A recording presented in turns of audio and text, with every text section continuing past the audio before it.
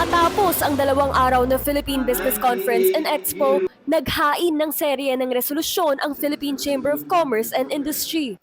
Dito nakadetalye ang kanilang mga rekomendasyon pagdating sa mga issue ng food security, jobs and investments, digitalization at iba pa. Para makamit ang food security, hinimok ng PCCI ang Agriculture Department na bumuo ng Technology Task Force at bigyan ng access ang mga magsasaka sa mga modernong teknolohiya. Kailangan din daw ng cold storage at distribution facilities at karagdagang farm-to-market roads. The Secretary is very open doon sa mga ganitong klaseng suggestion. Doon sa mga suggestions na DA can easily adapt, of course, at madali namang gawin at wala namang problema in relation to policy, in relation to existing laws, then the Secretary can easily adopt that. But for those recommendation, of course, na kailangang pag-aralan mabuti at mayroong konting conflict with existing regulations, policies, then pag-aaralan niya mabuti.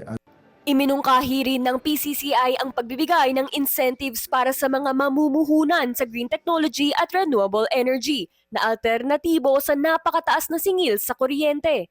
So marami pa kaming iniisip to support yung call for a reduction in the rates, management of demand. Energy kasi sa power, private sector driven na yan because of the EPIRA, the electric power industry. Lahat yan ay nasa kamay ng pribadong sektor para magtayo ng mga planta na renewable. Ang ginagawa ng DOE is to come out and promulgate policies that will promote by ways of fiscal and non-fiscal incentives. No? So, yun, the purpose is to buy down the cost of developing RE. And iminungkahi rin ng PCCI ang pagbabalangkas ng isang clear at comprehensive investment guide para sa pagbibigay ng incentive at grants para sa renewable energy at waste management facilities. Nakapaloob din sa resolusyon ng PCCI ang mga rekomendasyon para sa human capital.